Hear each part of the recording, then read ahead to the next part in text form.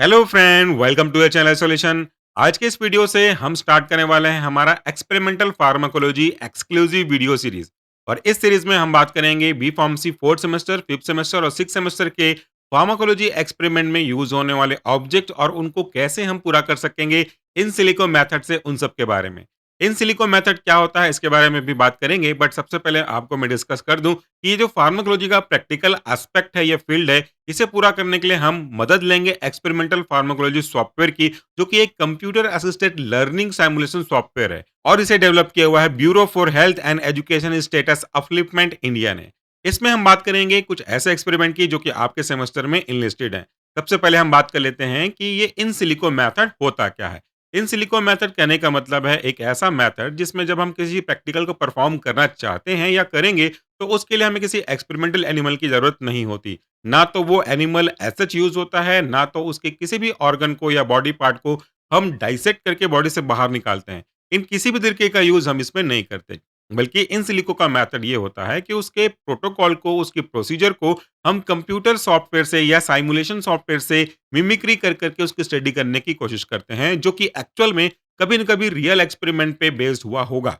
जैसे कि अगर आप किसी ड्रग का कोई इफेक्ट देना चाहते हैं, तो वो इफेक्ट कैसे देगा, कैसे जज आप करेंगे कि वो अपना इफेक्ट प्रोड्यूस कर रहा है कि नहीं कर रहा है, किन-किन स्टेप से हमें गुजरना पड़ेगा, इन सारे स्टेप्स को आप कंप्यूटर की मदद से स्टडी करेंगे। तो ऐसे एक्सपेरिमेंटल की स्टडी मेथड को हम इन सिलिको कहते हैं। अगर आप पूरे एनिमल को यूज़ कर रहे हैं, लेकिन कोई भी बॉडी पार्ट आइसोलेट नहीं कर रहे हैं, तो उसे हम कहेंगे इन विवो। लेकिन अगर आप एनिमल को यूज़ तो कर रहे हैं, लेकिन उसके बॉडी के किसी पर्टिकुलर पार्ट को आप आइसोलेट करके बाहर निकाल रहे हैं और बाहर किसी मदद से, जैसे पीएसएस की मदद से या ऑर्गन बाथ की मदद से स्टडी कर रहे हैं, तो उसे कहते हैं इन विट्रो। हमारा पूरा फोकस आज के इस एक्सपेरिमेंट के रिगार्डिंग इन सिलिको पे होगा। तो सबसे पहले तो मैं आपको इस सॉफ्टवेयर का बेसिक इंटरफेस दिखा दूं। जैसा कि आपको मैंने बताया, हम यूज करने वाले हैं एक्सपेरिमेंटल फार्माकोलॉजी सॉफ्टवेयर का। इसके अंदर अगर आप लॉगिन करते हैं, जो कि आपके लिए एक्सेसिबल नहीं होगा, ये आपके इंस्टीट्यूट के लिए अवेलेबल होगा। तो इसमें आपको बहुत सारे एक्सपेरिमेंट की लिस्ट मिलेंगी, जो कि आपके बी फार्मेसी फोर्थ, फिफ्थ और सिक्स सेमेस्टर के फार्माकोलॉजी सिलेबस को ध्यान में रख करके बनाया गया है।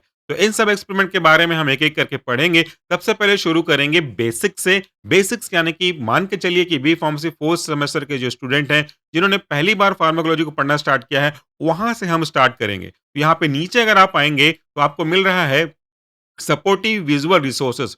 उसके अंदर अलग-अलग एक्सपेरिमेंट्स हैं। जैसे यहाँ पे देखिएगा, पहला एक्सपेरिमेंट है common laboratory animals used in pharmacology, दूसरा है physiological salt solution used in experimental pharmacology और तीसरा बेसिकली ये हमारा पहला होगा, ये है commonly used instruments in pharmacology experiment और एक्सपेरिमेंटल फार्माकोलॉजी। तो बेसिक्स आपका प्रैक्टिकल स्टार्ट होता है यहीं से कि आपके फार्माकोलॉजी लैब में बेसिकली कौन-कौन से इंस्ट्रूमेंट्स हैं जिसका हम यूज़ करने वाले हैं। तो आज का प्रैक्टिकल की शुरुआत हम इसी से करते हैं। इस पे मैं क्लिक करता हूँ इस ऑब्जेक्ट पे। तो हमारा आज का ऑब्जेक्ट हुआ to study commonly used instruments और एपरेटस इन एक्सपेरिमेंटल फार्माकोलॉजी। जब आप इस एक्सपेरिमेंट के ऑब्जेक्ट को क्लिक करेंगे, तो इस तरह से आपको इसका इंटरफेस देखने को मिलेगा।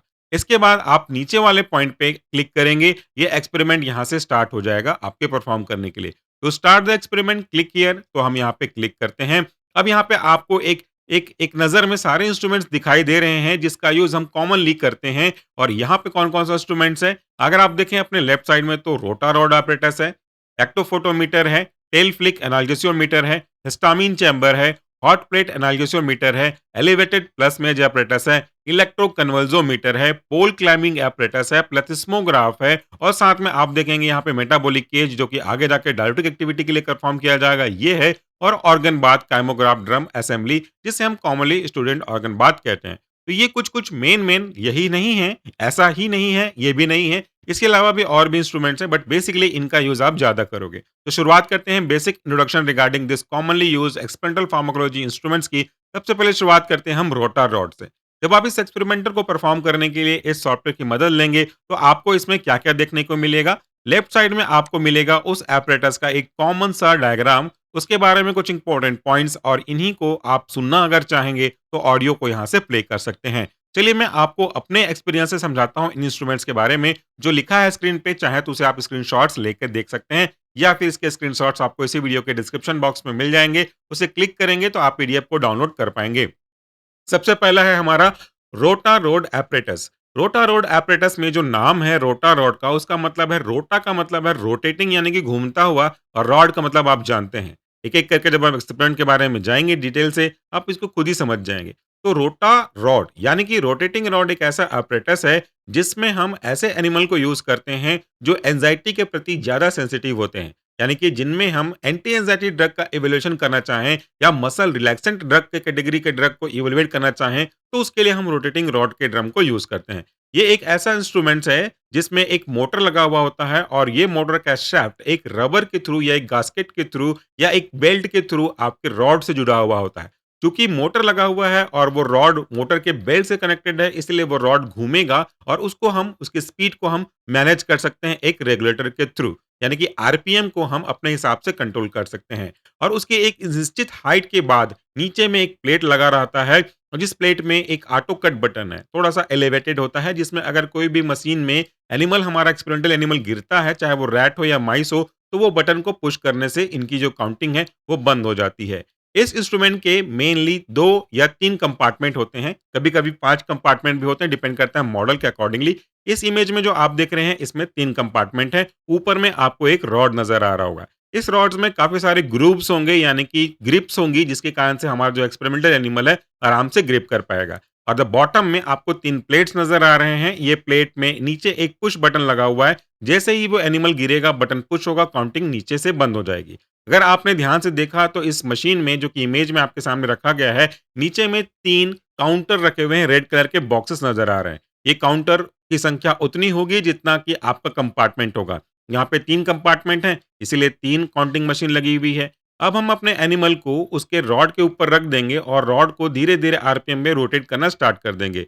जैसे ही रॉड रोटेट होगा, ये जो आपका एक्सपेरिमेंटल एनिमल है, एंग्ज़ायटी की वजह से अपने आप को बचाना चाहेगा। दूसरे एस्पेक्ट में अगर हम बात करें मसल रिडक्शन के पॉइंट ऑफ व्यू से, क्योंकि दोनों के इवैल्यूएशन के लिए ये मशीन यूज़ होता है, तो वो अपने मसल्स को बहुत टाइट रखेगा, ग्रिप को बहुत मजबूत रखेगा, क्योंकि उसे ये डर है कि अगर उसने ग्रिप को ढीला किया या लूज़ किया, तो वो नीचे गिरेगा। और नीचे गिरने का जो एंग्ज़ायटी है, उसे कस करके पकड़ने को मजबूर करेगा। तो यहाँ पे आपका मसल स्ट्रेंथ अच्छा हो गया। जब हम इसे एंटी एंग्ज़ायटी ड्रग देंगे तो इसके 2 तरीके से काम असर होगा। एक तो एंग्ज़ायटी कम होगी तो उसे गिरने का डर होगा नहीं और वो अपने आप को रिलैक्स फ़ील करेगा और हो सकता है कि एंग्ज़ायटी ना होने की वजह से गिरने का या चोट लगने का जो डर है उसके अंदर वो चला जाए और वो पहले की तुलना में जल्दी गिर जाएगा। जैसे ही मशीन को आप चालू करते हैं, काउंटिंग चालू होती है, बट जैसे ही चूहा ऊपर से नीचे गिरेगा, बटन बंद हो जाएगा और काउंटिंग बंद हो जाएगी। तो ये एंटी एंग्जायटी के रिस्पेक्ट में हम इसको देख लिए। अगर हम बात करते हैं मसल रिलैक्सेंट के रिस्पेक्ट में, तो जितने भी मसल रिलैक्सेंट ड्रग्स हैं, वो उसके मसल्स को रिलैक्स कर देंगे। रिलैक्स कर देंगे मतलब ढीला कर देंगे। चूँकि वो पहले बचने के लिए कस करके पकड़ा था और अभी अगर आपने उसे मसल रिलैक्सेंट ड्रग दिया, तो वो अपने मसल को बहुत लूज़ कर देगा, जिसके कारण से वो चाह करके भी रॉड को अच्छे से पकड़ नहीं पाएगा और वो नीचे गिर जाएगा। नीचे गिरने का समय, यानी कि नीचे गिरने में कितना समय लगा, वो इस बात का इंडिकेट करेगा कि मसल्स आपके चूहे का या एनिमल एनिमल का कितनी जल्दी रिलैक्स हो रहा है। यही है हमारा कॉमन सा प्रिंसिपल रोटेटिंग रॉड मशीन का, यानी कि रोटा रॉड एपरेटस का। तो ये हो गया हमारा पहला इंस्ट्रूमेंट्स जिसका यूज़ हमने एंग्जायटी की एक्टिविटी को पकड़ने के लिए या मसल रिलैक्सेशन की एक्टिविटी को देखने के लिए किया हुआ है। चलते हैं अगले इंस्ट्रूमेंट्स पे। तो हमारा अगला जो इंस्ट्रूमेंट है वो है एक्टोफोटोमीटर। एक्टोफोटोमीटर का जो नाम है वही आपको बता रहा है कि ये एक ऐसा फोटो यानी कि लाइट के ऊपर बेस्ड होने वाला मेज़रमेंट यानी कि मीटर है, जो उसकी एक्टिविटी को, एक्टो मीन्स एक्टिविटी को ट्रिगर करता होगा, एक्टिविटी को मेज़र करता होगा।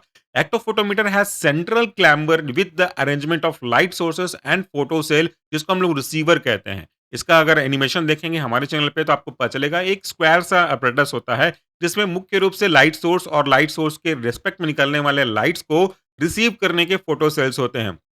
जब ये लाइट जो है अपने सोर्स से निकलता है और फोटो सेल पे यानी कि रिसीवर पे रिसीव होता है, तो वहाँ पे कोई काउंटिंग नहीं होती, क्योंकि उनका जो पाथ है, वो जो सर्किट है, वो पूरा हो जाता है। यहाँ पे कोई काउंटिंग नहीं होती। बट अगर सोर्स से निकलने वाले लाइट रिसीवर के पहुँचने से पहले ही किसी और ऑब्जेक्ट के थ्रू ऑब्स्टेकल कर दिया जाए, रोक दिया जाए, तो काउंटिंग वहाँ पे अकॉर्डिंगली कितनी बार रुकावट आ रही है, उसके रिस्पेक्ट में काउंटिंग शुरू हो जाएगी। तो मान लीजिए कि एक बड़ा-सा चैम्बर है और आप किसी चैम्बर में हैं, तो एक सोर्स से लाइट निकल रही है और रिसीवर के बीच में आप खड़े हैं। तो अगर आपको जितना ज़्यादा डर लग रहा है, जितने मूवमेंट आपके नज़र आ रहे हैं, जितना आपने एक्साइटमेंट नज़र आ रहा है, उतना अगर आप मूव करेंगे तो आप उतनी ही बार, उतनी ही ज़्यादा बार बोलना चाहिए, लाइट सोर्स और रिसीवर के बीच में आकर के ऑब्स्टेकल क्रिएट कर रहे हैं। तो वो आपकी काउंटिंग को बढ़ाता जाएगा। जितनी ज़्यादा काउंटिंग होगी, वो उसके एक्साइटमेंट को उतना रिप्रेज़ेंट कर रहा है, उसके स्टिमुलेशन को उतना ज़्यादा रिप्रेज़ेंट कर रहा है। तो हम यहाँ पे क्या करेंगे, हम यहाँ पे इस जो मशीन है जिसका नाम लोको एक्टोफोटोमीटर है, वो लोकोमोटर एक्टिविटी को डिटरमाइन करता है, ट्रैक करता है, जो कि सीएनएस डिप्रेसेंट और सीएनएस स्टिमुलेंट दोनों ही कैटेगरी के ड्रग को इवैल्यूएट करने में मदद करता है। अगर आप अपना ड्रग सीएनएस डिप्रेशन कैटेगरी का मान करके चल रहे हैं, तो वो आपकी काउंटिंग को उसी रेस्पेक्ट में कम करता हुआ चलेगा। अगर आप अपने ड्रग को इस कैटेगरी में रख रहे हैं या ऐसा इवैल्यूएट कर रहे हैं कि वो स्टिमुलेंट कैटेगरी का हो, तो वो आपके एनिमल के एक्टिविटी को, लोकोमोशन को, बिहेवियर एक्टिविटी को बढ़ाएगा, यानी कि वो फोटो सेल और सोर्स के बीच में ज़्यादा आएगा और काउंटिंग आपकी कम होगी। तो दोनों ही एक्टिविटी को आप काउंटिंग के नंबर से, जो कि उनके ऑब्स्टैकल्स के कहाँ से जनरेट होता है, आप मेज़र कर सकते हैं। इन सब के बारे में हम आपको आने वाले समय में एक-एक करके एक-एक मशीन के बारे में डिटेल से बताएँगे। चलते हैं नेक्स्ट हमारे इंस्ट्रूमेंट्स पे, तो वह है आपका टेल फ्लिक मीटर। इसे हम कहते हैं टेल फ्लिक एनाल्जेसियोमीटर एक्चुअली। तो एनाल्जेसियोमीटर का क्या मतलब है? एनाल्जेसिक मतलब ऐसे एजेंट होते हैं जो कि आपके पेन के परसेप्शन को रिवर्सिबल तरीके से कम करते हैं। और एनाल्जेसियोमीटर का मतलब है, ये एक मीटर है, एक इंडिकेशन है। एक कह सकते हैं कि मानक है जो ये बता रहा है कि आपके ड्रग में कितना दर्द को कम करने की कैपेसिटी है। लेकिन उसके प्रिंसिपल अलग-अलग हो सकते हैं। कई अलग-अलग मशीन हैं जो दर्द को कम करने वाली दवाइयों का इवैल्यूएशन करता है। उसमें से ये है आज का टेल फ्लिक एपरेटस। टेल का मतलब पूँछ से है और फ्लिक का मतलब उसे झटके से हटाना या वहाँ से दूर करने का है। तो टेल फ्लिक एनाल्जेसियोमीटर एक ऐसा मशीन है जिसमें अगर हम एक्सपेरिमेंटल एनिमल के रूप में रैट या माइस को रखते हैं और उसके टेल पे हम एक हीट प्रोवाइड करते हैं, तो वो हीट को जब तक सह पाएगा तब तक सहेगा और जैसे ही जिस पॉइंट पे उसका जो पेन का परसेप्शन है थोड़ा ज़्यादा बढ़ने लगेगा, वो सह नहीं पाएगा, तो वो अपने पूँछ को वहाँ से झटकारने या हटाने या फ्लिक करने की कोशिश करेगा। जिस पॉइंट पे उसने उस पूँछ को फ्लिक किया, वो उसका एक्चुअली में कह सकते हैं कि थ्रेशोल्ड पॉइंट है, यानी कि उतने देर तक वो पेन को सह सकता है। इसका मतलब क्या हुआ? अगर उसने मान लेते हैं कि 2 सेकंड में हमने पूँछ को फ्लिक कर दिया, तो वो केवल 2 सेकंड तक पेन को सह सकता है। लेकिन अगर ड्रग देने के बाद वो 2 सेकंड की जगह 7 सेकंड, 8 सेकंड, 10 सेकंड तक वो पेन को सह सकता है और फ्लिक नहीं करता, तो उसका मतलब जो भी टाइम आपके 2 सेकंड से ज़्यादा जा रहा है, उसने पेन को सहने की क्षमता को बढ़ा दिया। यही तो इसका इंडिकेशन है। तो वो दिखाएगा कि आपके ड्रग में एनाल्जेसिक एक्टिविटी है कि नहीं है। तो टेल फ्लिक एपरेटस का जो बेसिक एप्लीकेशन होता है, वो एनाल्जेसिक एक्टिविटी को मीज़र करने के लिए किया जाता है। इस मशीन का मेन बात ये है कि इसमें हम उसके पूँछ के वाले पार्ट को यूज़ करते हैं और उसमें एक कांस्टेंट वे से एक हीट जनरेट करते हैं, जो उसको पेन को सहने की क्षमता को, स्टिमुलस को मेज़रमेंट करने के लिए यूज़ किया जाता है। तो ये रहा टेल फ्लिक एपरेटस। बढ़ते हैं नेक्स्ट एपरेटस पे। तो नेक्स्ट एपरेटस है हमारा histamine chamber. Histamine chamber as it's name indicate, ये एक छोटा-सा चैम्बर होता है जिसके मॉडल्स अलग-अलग होते हैं। जो कॉमन मॉडल अवेलेबल होता है, वो आप अपने स्क्रीन पे देख सकते हैं। ये एक पीवीसी का बना हुआ चैम्बर होता है जिसमें मेनली 2 सेक्शंस होते हैं, जो कि बीच से एक सेपरेटर से अलग-अलग किया जाता है। ये जो बीच का सेपरेटर है या बीच का जो वॉल है, वो बेसिकली परफोरेटेड होता है, यानी कि उनमें छेद होते हैं, जिससे एक जगह हिस्टामिन का जब आप स्प्रे करेंगे, तो उसके गैस मूव करके दूसरे चैम्बर पे मूव मूव कर जाएँगे। हिस्टामिन चैम्बर बेसिकली हिस्टामिन और एंटीहिस्टामिनिक ड्रग की एक्टिविटी को मेज़र करने के लिए किया जाता है।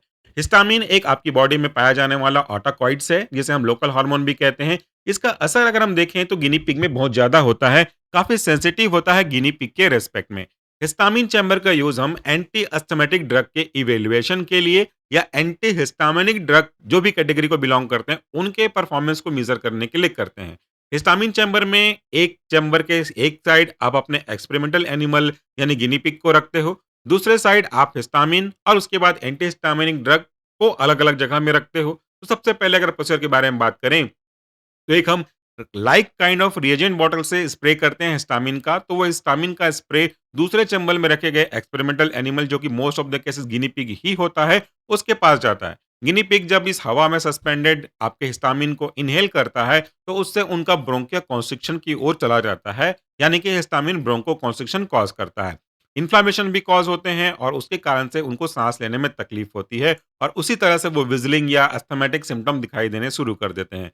इसके बाद अगर आप एंटीहिस्टामिनिक ड्रग देंगे, तो वो एंटीहिस्टामिनिक ड्रग पहले दिए गए हिस्टामिन के एक्शन को नलिफाई करेगा, नल कर देगा, जिससे उसकी जो प्रॉब्लम है धीरे-धीरे बैक गियर में यानी कि सप्रेस होनी शुरू हो जाएगी। तो इस तरीके से आप ये देख सकते हैं कि हिस्टामिन का क्या असर हुआ अगर इंडिविजुअल एक्सपेरिमेंट के रूप में केवल हिस्टामिन की स्टडी करना चाहते हैं तो, या इसको साथ-साथ आप एंटी हिस्टामिन ड्रग का जो इंजेक्शन है या फिर जो भी रूट्स है, उसको देख कर के ये चेक कर सकते हैं कि एंटी हिस्टामिनिक ड्रग देने के बाद आपके असर क्या होते हैं, उसको भी आप इस यहाँ पे मेज़र कर सकते हैं। इनके बारे में डिटेल से पढ़ेंगे एक-एक करके।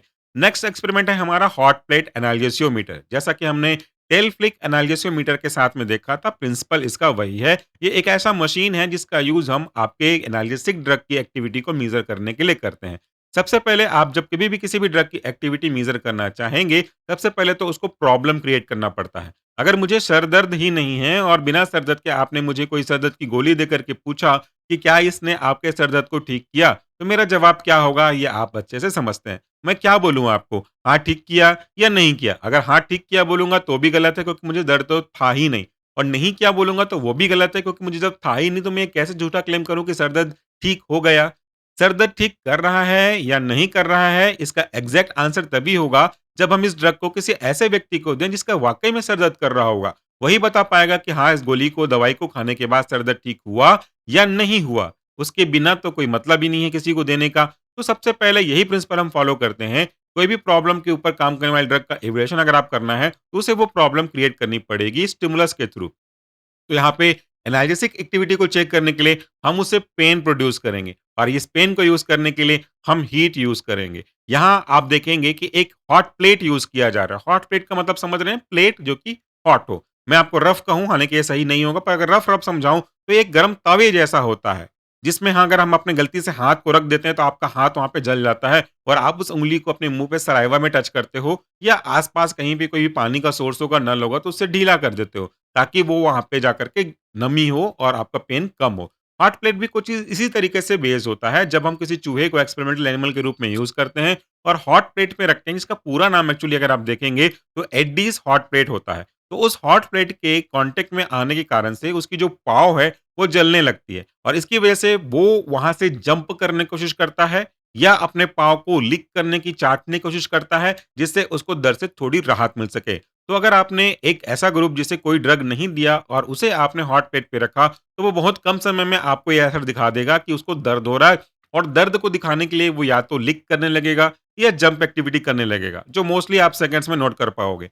बट अगर आपने उसी एक्सपेरिमेंटल एनिमल को या किसी दूसरे ग्रुप के एक्सपेरिमेंटल एनिमल को एनाल्गेसिक ड्रग दिया, और अगर आपका एनाल्जेसिक ड्रग वाक़ई में काम कर रहा है, तो अब की बात उसके स्टिमुलस को रिस्पॉन्स करने में टाइम लगेगा। पहले जो एग्ज़ाम्पल के लिए 4 सेकंड में पेन का परसेप्शन एहसास करके आपको सिम्पटम्स दिखा रहा था जंप करने का, वो अब 4 सेकंड की जगह हो सकता है 10 सेकंड बाद वही रिस्पॉन्स दिखाए।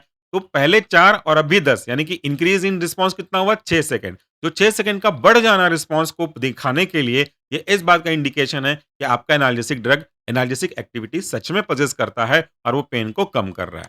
नेक्स्ट इंस्ट्रूमेंट है हमारा एलिवेटेड प्लस मेज एपरेटस। एलिवेटेड का मतलब है एक निश्चित ऊंचाई तक ऊंचा हुआ। अगर आप अपने एक्सपेरिमेंट के लिए रैट का यूज कर रहे हो तो उसकी हाइट अलग होगी। अगर आप माइस को यूज कर रहे हो तो उस एक्स जो आपका मशीन है प्लस मेज, उसकी हाइट अलग होगी। इसके बारे में बाद में करेंगे बात। तो बात करते हैं एलिवेटेड का मतलब हो गया उठा हुआ, और प्लस मेज, मेज मतलब होता है यहाँ पे भूल भुलैया, जिसका शेप जो है, जिसकी जो संरचना है, जिसका जो बनावट है, वो प्लस यानी कि धन चिन्ह के समान होता है। इसीलिए इसका नाम पड़ा प्लस मेज एपरेटस।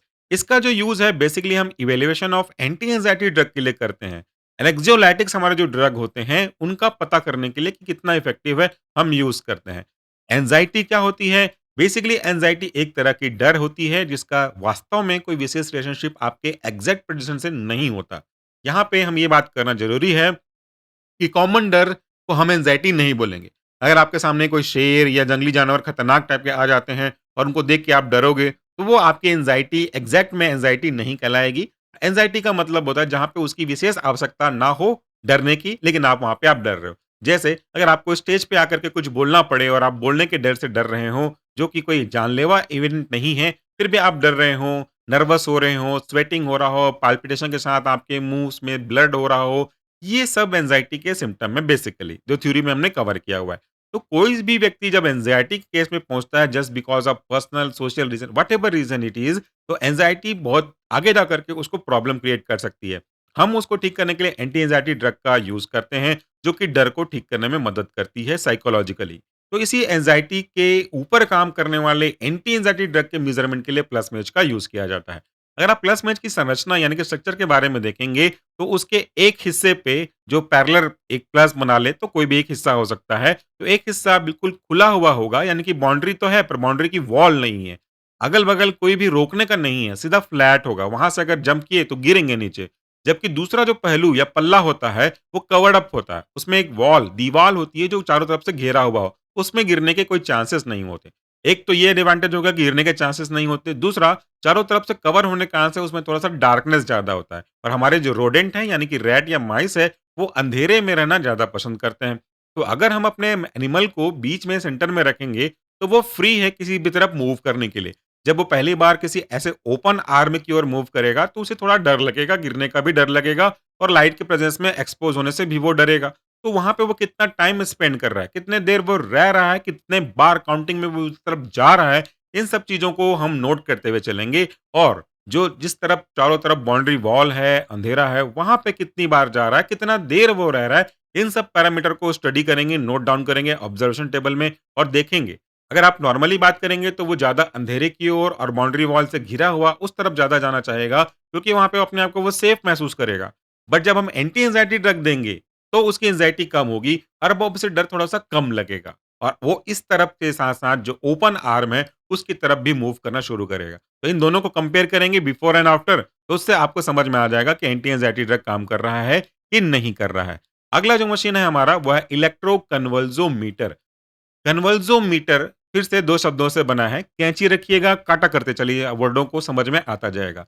कन्वल्सोमीटर यानी कि एक ऐसा मशीन जो किसको मेज़र करता हो? कन्वर्जन यानी कि झटके को। जिसको हम लोग बोल सकते हैं काइंड ऑफ मिर्गी के झटके। अक्सर कन्वर्जन तो मिर्गी के झटके में ही होते हैं, बट केवल मिर्गी में ही एसोसिएटेड हो, ये भी नहीं है। वो दूसरे कॉज़ में भी आपको देखने को मिलते हैं। तो यहाँ पे इलेक्ट्रो कन्वर्सोमीटर एक ऐसा मशीन है जिसमें हम इलेक्ट्रिक करंट दे करके कन्वर्जन की मिमिक्री करते हैं और हमारे एंटी कन्वर्जन ड्रग की जो इफेक्ट है उसको उसके ऊपर स्टडी करने की कोशिश करते हैं। मिर्गी एक ऐसा प्रॉब्लम है जो कि आपके सेंट्रल नर्वस सिस्टम से जुड़ा हुआ है, जहाँ पे नर्व फायरिंग एक्सेसिव और अब्रप्ट तरीके से होता है, जिसके कारण से किसी एक लोब पे या दोनों लोब पे या एक हेमिस्फीयर पे या दोनों हेमिस्फीयर पे या फिर धीरे धीरे एक लोब, दो लोब, तीन लोब और पूरे चारों लोब को डिपेंड अपॉन द टाइप्स वो अफेक्ट करता है। तो जिस लोब में एक्सेसिव और अब्रप्ट करंट मूव करेगा, उस लोब का जो फंक्शन है वो बिगड़ जाएगा। उसके कारण से अलग-अलग लोगों में आपको अलग-अलग मिर्गी के झटके के सिम्पटम दिखाई देते हैं। कोई अपने दाँतों को खींचता है, कोई जीभ को काटता है, कोई हाथ-पैर को खींचता है या कोई और एक्टिविटी देता है। तो इस बात पे डिपेंड करता है कि कौन-सा लोब उसका अफेक्ट हुआ है, इसकी सीवियरिटी कितनी है, किस तरीके का वो आपका जो कन्वर्जन है, कि किस तरीके के जो उसमें सिस्टम्स हैं हमारे बॉडी के, ब्रेन के, वो इन्वॉल्व हो रहे हैं। उसको पता लगाने के लिए इलेक्ट्रोकन्वर्सोमीटर का हम यूज़ करते हैं। आगे बढ़ते हैं नेक्स्ट इंस्ट्रूमेंट्स पे, तो हमारा इंस्ट्रूमेंट्स नेक्स्ट है, वह है पोल क्लाइंबिंग एपरेटस। यानी कि एक ऐसा एपरेटस जिसमें हमारा एक्सपेरिमेंटल एनिमल किसी पोल पे क्लाइंब करेगा, चढ़ेगा। किसी पोल पे मतलब किसी खंभे पे चढ़ेगा। अब खंभे पे क्यों चढ़ेगा? वो तो उसके डर के कारण से चढ़ेगा। अगर आपने बचपन में कुछ गेम खेला हो, जिसको अपनी भाषा में हम तो नदी पहाड़ कहा करते थे, तो आप किसी से बचने के लिए मान लेते हैं कि नीचे में कोई आप ऐसे जगह पे हो जहाँ पे नीचे में आँगन है और थोड़ा-सा उसके साइड में कुछ ऊँची उठी हुई जगह है। बट आप किसी कारण से नीचे सरफेस पे हो और कुछ नीचे से कोई जानवर आ रहा है, कोई साँप आ रहा है, उसको देखते ही आप थोड़ा-सा ऊपर चढ़ने की कोशिश करते हो। चाहे वो दीवाल हो, चाहे वो पेड़ हो या घर का कोई चबूतरा हो, उस पे आप चढ़ते हो। क्वेश्चन ये है कि आप चढ़ते क्यों हो? आंसर ये होगा कि सर वो अगर नीचे रहे तो हमें काट देगा, हमें डर लगा इसलिए बचने के लिए ऊपर चढ़ गए। तो जैसे आप बचने के लिए उस चबूतरे पे चढ़े, वैसा हमारा एक्सपेरिमेंटल एनिमल यानी कि माइस या रैट अपने आप को किसी भी तरीके के स्टिमुलस जो कि उसके लिए खतरा हो सकता है। It may be sound, buzzer का साउंड हो सकता है या ये कोई करंट हो सकता है जो नीचे के वायर से पास होगा। तो दोनों को हम इस तरह से सिंक्रोनाइज़ करेंगे कि वो आपको कन्फ्यूज़ कर देगा कि मैं क्या करूँ? और वो एंग्ज़ायटी में होगा तो वो उसी रिस्पेक्ट में रिस्पॉन्स देगा और पोल पे, खंभे पे चढ़ जाएगा। अब हम बात करते हैं कि आखिर ये कैसे करेगा? हम उसको लर्न कराते हैं, हम उसको मेमोराइज़ कराते हैं। हम सबसे पहले बज़र दबाएँगे, फिर तुरंत हम एक करंट दबा देंगे। तो जैसे ही बज़र बजा, साइमल्टेनियसली करंट चढ़ा और उस करंट से बचने के लिए चूहा जो पोल पे चढ़ जाएगा। ऐसा हम कई बार करेंगे, 4-5 बार करेंगे प्रैक्टिस कराने के लिए। तो चूहे को ये लगेगा कि जब भी एक साउंड आएगी, उसके तुरंत बाद करंट आता है और उससे बचने के लिए मुझे चढ़ना पड़ेगा। ये उसको आपने यूज़ टू करवा दिया। अब उसके बाद अगर आप ऐसा करो बीच में कि सिर्फ़ बज़र बजाओ, करंट पास मत करो, तो वो बज़र को सुनते ही इस पोल पे चढ़ जाएगा। क्यों? क्योंकि उसे लग रहा है कि अब बज़र बजा मतलब करंट आएगी। बिना करंट के उसके मन में था ये बात पहले के एक्सपीरियंस के अकॉर्डिंगली, तो वो चढ़ जाएगा। जो कि उसके एंग्ज़ायटी के लेवल को यानी कि डर के लेवल को दिखा रहा है। इसके बाद जब आप एंटी एंग्ज़ायटी ड्रग दोगे, तो एंटी एंग्ज़ायटी ड्रग देने के बाद वो एंग्ज़ायटी तो कम होने लगेगी। तो अगर आप बस बज़र दबाते हो, तो वो कहेगा कि रुकता हूँ, वेट करता हूँ, करंट तो आ नहीं रहा। जब करंट आएगा तो चढ़ जाऊँगा। यानी कि केवल बज़र से चढ़ने वाला नहीं है और अब चढ़ नहीं रहा है, इसका मतलब है उसका डर चला गया। तो जो कि आपके एंटी एंग्ज़ायटी ड्रग के इवैल्यूएशन के लिए यूज़ किया जाता है। नेक्स्ट इंस्ट्रूमेंट है हमारा प्लेथिस्मोमीटर। प्लेथिस्मोमीटर बेसिकली एक ऐसा इंस्ट्रूमेंट है जिसका यूज़ हम इन्फ्लेमेशन को मेज़र करने के लिए करते हैं। इन्फ्लेमेशन मतलब सिंपल सा स्वेलिंग। ठीक है? तो इसको प्रैक्टिकल कैसे करते हैं? ये अगर आप ट्रेडिशनल मेथड पे जाएँगे, डिजिटलाइज़ेशन पे नहीं जाएँगे, तो एक प्रकार से ये कह सकते हैं कि ऑर्गन बाथ के ऑर्गन ट्यूब जैसा एक काँच का वेसल्स होता है, जिसमें मरकरी पहले भरी हुई होती थी। आजकल ज़्यादा ये यूज़ नहीं होता, बट ट्रेडिशनल मेथड की मैं बारे में बताऊँ, तो उसमें मरकरी भरी होती थी और पैरेलली उसका एक मीटर होता था। तो मरकरी जितना ज़्यादा डिस्प्लेस होगा, रीडिंग उतनी ऊपर जाएगी और डिस्प्लेस कोई चीज़ कब होती है? जितना ज़्यादा आप उस पे एरिया लगाओगे, एरिया अप्लाई करोगे, उतना ज़्यादा डिस्प्लेस होगा।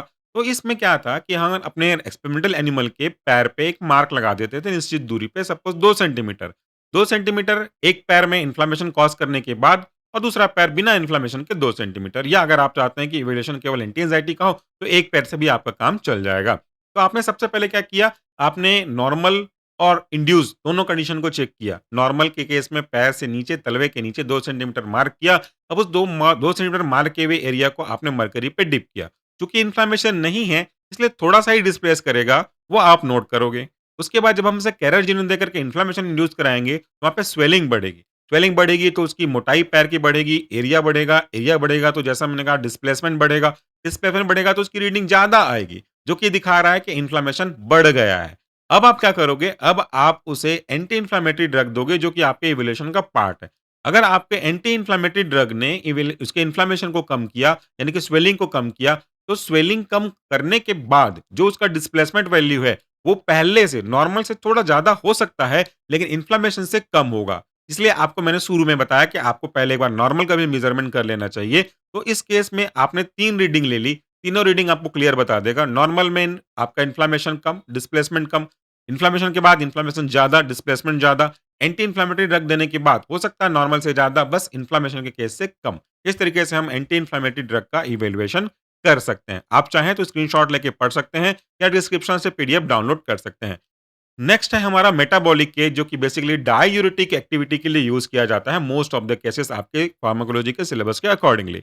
इसमें क्या है, कुछ नहीं है, छोटा-सा इंस्ट्रूमेंट है जिसमें हम आपके एक्सपेरिमेंटल एनिमल के थ्रू यूरिन की मात्रा को कलेक्ट करते हैं। इसके किसके इवैल्यूएशन के लिए यूज़ होता है? ये डाययूरेटिक के लिए। What is diuretic? एक ऐसा एजेंट जो कि यूरिन के आउटपुट को बढ़ाता है। कैसे क्या करेगा सब बाद में डिस्कस करेंगे, अभी केवल सुपरफिशियली समझ लेते हैं। तो आपने अगर एक ग्रुप को कोई डायरेक्टिक ड्रग नहीं दिया, तो उसका यूरिन का आउटपुट बिल्कुल नॉर्मल होगा। तो इस केज में जब हम उसे रखेंगे, जो कि एक जाली से ढका हुआ होगा और नीचे में फनल के थ्रू हम बीकर में उसके यूरिन की मात्रा को कलेक्ट करेंगे। अगर आपने डायरेक्टिक नहीं दिया, तो यूरिन की मात्रा थोड़ी-सी कम होगी, जो भी होगी वो आप नोट करोगे। अगर आपने उसी ग्रुप के एनिमल को आपका डायरेक्टिक ड्रग दिया, तो डायरेक्टिक ड्रग क्या करेगा? यूरिन के आउटपुट को बढ़ाएगा, जिससे उतने ही समय तक उसी ग्रुप के एनिमल का यूरिन आउटपुट पहले की तुलना में, जिसे आपने कोई भी डायरेक्टिक ड्रग नहीं दिया था, वो ज़्यादा होगा। तो कलेक्ट किए गए यूरिन की मात्रा से आप ये मेज़रमेंट ले सकते हो कि आपके दिए गए ड्रग में डाययूरेटिक एक्टिविटी है कि नहीं है। और अगर है तो 2 क्लास में आप कंपेयर कर रहे हो तो किसमें ज़्यादा है, इसका पता आप इस मेटाबॉलिक केज के थ्रू लगा सकते हो। इनके बारे में भी डिटेल से आने वाले सेमेस्टर्स के हिसाब से हम प्रोजेक्ट में देखे जाएँगे। अगला इंस्ट्रूमेंट है हमारा ऑर्गन बाथ और काइमोग्राफ ड्रम की असेंबली। इसे स्टूडेंट ऑर्गन बाथ भी कहते हैं और इसे श्रीलिंगटन रोटेटिंग ड्रम भी कहते हैं, जो आपको काइमोग्राफ ड्रम है।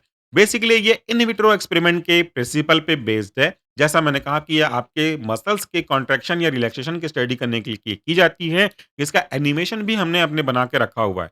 लेफ्ट साइड के सर्कल में आप इसका इमेज भी देख सकते हो।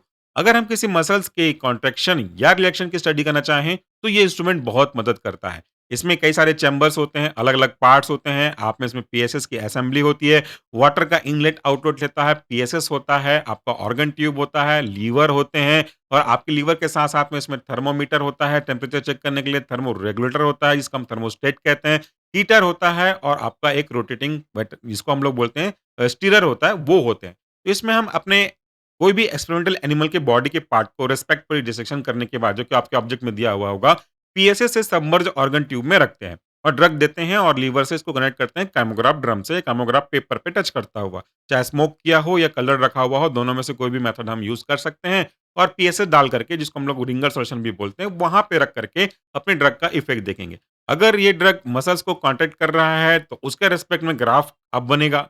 अगर रिलैक्स कर रहा है, तो उसके रिस्पेक्ट में ग्राफ बनेगा। इस ग्राफ के बनने का जो मेन प्रिंसिपल है, वो लीवर के खींचने या ढीले होने से बनता है। इसीलिए ये ऑर्गन के स्पेसिफिक कॉन्ट्रैक्शन रिलैक्सेशन को ही मेज़रमेंट कर सकता है और कोई दूसरी एक्टिविटी इसमें परफ़ॉर्म नहीं की जा सकती। मसल्स के कॉन्ट्रैक्शन या रिलैक्सेशन के अकॉर्डिंगली ग्राफ बनेगा, जो ग्राफ आप देख करके पता लगा सकते हैं कि मसल कैसे हो रहा है इस ड्रग से, क्या रिलैक्स हो रहा है या कॉन्ट्रैक्ट हो रहा है, इसका पता आप आसानी से लगा सकते हैं। तो इस तरीके से student organ bath assembly, kymograph drum इन सब कई अलग छोटे पार्ट्स होते हैं। सबको असेंबली हम इसलिए बोलते हैं क्योंकि अलग-अलग पार्ट्स को जोड़ करके ये मशीन को तैयार किया जाता है। इसके हिसाब से आप मसल्स के ऊपर ड्रग का असर चेक कर सकते हो। तो ये रहा हमारा आज का प्रैक्टिकल वीडियो जिसमें मैंने आपको जो कॉमनली कई अलग-अलग मशीन्स यूज़ करते हैं, उसके बारे में बहुत ब्रीफ किया।